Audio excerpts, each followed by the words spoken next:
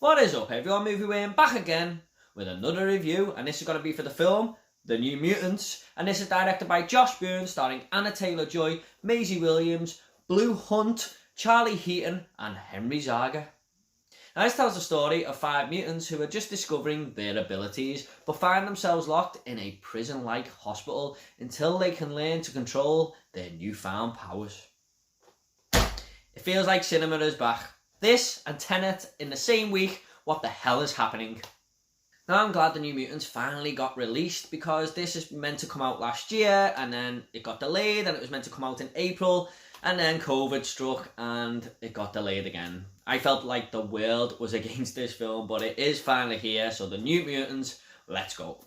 Now, I'm not going to sit here and pretend I'm this big X-Men fan, because I'm not. I enjoy the franchise for what it is, but I was definitely more excited for The New Mutants more than any other movie that's come before it, because I heard this was a horror film and it was going to take place in this like mental type institute, and it's going to, have all these new mutants talking about their newfound abilities and like group sessions and stuff, and that's exactly what it is. And I was getting Total Nightmare on Elm Street 3 vibes off this. I'd done a top 10 most anticipated movies of 2020, and The New Mutants is in there, so you can say I was pretty excited for this. So how did The New Mutants turn out? Well,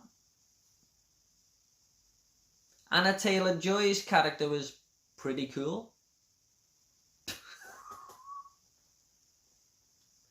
Seriously though, I do have more negatives than positives with The New Mutants, I'll admit. However, I still had a slightly entertaining and funnish enough time with this film. One thing The New Mutants does have going for it is it gets better as it goes on. The first act is kind of dull and kind of boring, and I had really bad hopes for the rest of the film. But when it lets it tear down and start to get emotion a little bit, we start to have a more of a fun time with it. However, this is massively helped out by a certain character, and while it's interesting to be introduced to all these new mutants and stuff, I have to go back to what I said about Anna Taylor-Joy's character. She is by far the best thing about The New Mutants, and she damn near enough saves this whole movie on her own. Despite just having a half decent cast, she is head and shoulders above everyone here, I feel. It's also helped that she's the best character, she's got the best powers, she's the best mutant. She just carries the film, and it's helped massively every time she is on screen. If she weren't in The New Mutants, this would be a by far worse movie. Unfortunately, the rest of these mutants are kind of bland. I mean, they're given very uninteresting backstories because they have to be given them, and that's fine. I want them to have backstories, but the writing just isn't there for them, and maybe 20 minutes of a longer movie of this 90-minute runtime or whatever it is, it's close to 90 minutes, could have been helped by exploring their backstories a bit more and giving them a bit more, because you want us to latch onto these new mutants for another movie or another mini side franchise, then give us something, to get behind, apart from one character. So, yeah, in the end, I just didn't really care for any of them, to be honest. Also, there's some really bad CGI here. I mean, it took away any scare factor that this film may have been going for. I'm not even sure if it knows it's a horror movie or it's a thriller or what. It just didn't really go too deep, and maybe it was scared to go down that horror route. I don't know. Maybe that's due down to all the recuts and re-editing and why it was delayed. I don't know. But the movie never really knows what it is. But getting back to the CGI, it took me straight out of the film and put me in the late 90s, early 2000s, where this bad CGI was rife, and it felt like one of them superhero movies that were just trying to find its feet and was 20 years too late.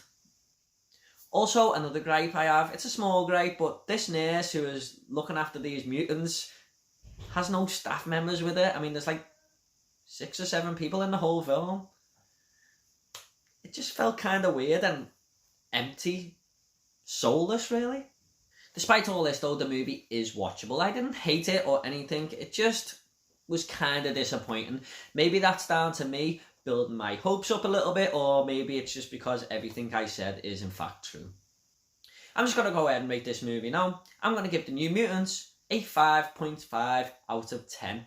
I've heard people actually say that they enjoyed this more than Tenet and they had a great time with it, and that's fair enough.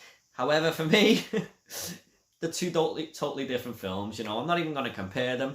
Maybe go and see both, you know, because they're both good movies and we want to get back to the big screen and support cinemas, don't we? So just be aware that this isn't anything fantastic. Okay guys, I always like to end these reviews with a little fun fact. Now the fun fact for the New Mutants is that director Josh Boone is secretly a massive X-Men fan and he owns a big load of the comics. Okay everyone, I hope you all enjoyed this review. If you want to comment about the New Mutants, leave it down below. I will reply to every single one of you, I promise. If you want to subscribe, it's up to yourself. Got lots more reviews coming, lots more videos. Take it all easy guys, and I'll see you all next video.